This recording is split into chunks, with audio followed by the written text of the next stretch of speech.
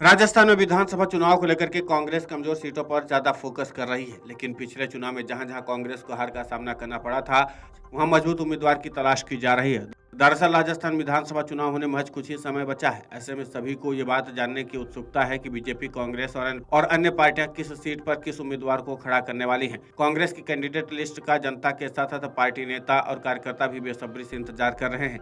इसी बीच राजस्थान के पूर्व डिप्टी सीएम सचिन पायलट का बयान भी सामने आया। सचिन पायलट ने कहा कि जो जिताने वाला होगा पार्टी उसी को प्रत्याशी बनाएगी, यानी कांग्रेस चुनाव जिताऊ प्रत्याशी को ही टिकट देगी। पायलट ने आगे कहा कि टोंक के लोगों ने मुझे स्नेह आशीर्वाद दिया है, सत्ता की चाबी जनता के पास है। वहीं विपक्षी पार्टी बीजेपी पर निशाना साधते हुए पायलट ने कहा कि भारतीय जनता पार्टी निर्णय नहीं कर पा रही कि किस दिशा में जा रही है। दरअसल सचिन पायलट बुधवार यानी आज टोंक में किसानों से मिलने पहुंचे। ट्रैक्टर पर सवार पायलट किसानों के बीच आए और उनका धूमधाम से फूलों के साथ स्वागत किया गया। कांग्रेस सूत्रों की माने तो पार्टी हर एक सीट पर जिताऊ कैंडिडेट की खोज कर रही है।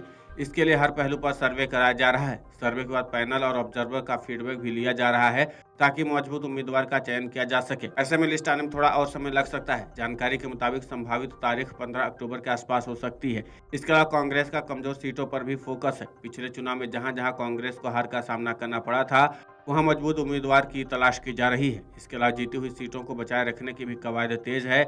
आपको बता दें कि कांग्रेस नेता सचिन पायलट ने राजस्थान विधानसभा चुनाव को अभी कुछ दिनों पहले भी बड़ा दावा किया था। सचिन पायलट ने कहा था कि कांग्रेस पार्टी इस बार के विधानसभा चुनाव एकजुट होकर के लड़ेगी और फिर यहां से सरकार बनाएगी। पायलट ने भी कहा था कि कांग्रेस 2024 के लोकसभा चुनाव में भाजपा को तभी चुनौती दे पाएगी जब राजस्थान में फिर से सरकार बनाएगी।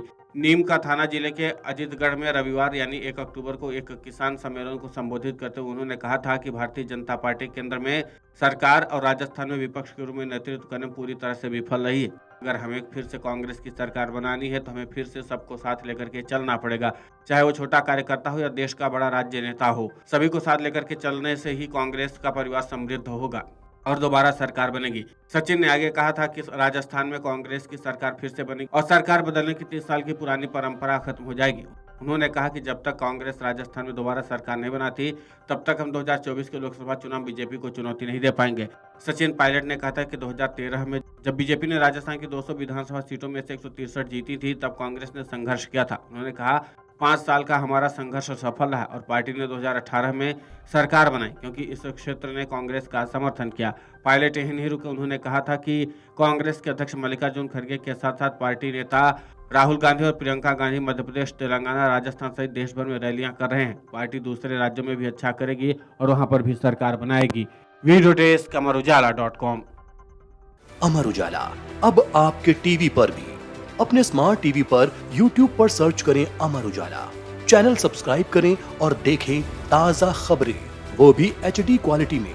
और हाँ, बेल आइकन दबाना ना भूलें ताकि हर खबर हो आपके घर। अमर उजाला, निष्पक्ष, निर्भीक, निरंतर।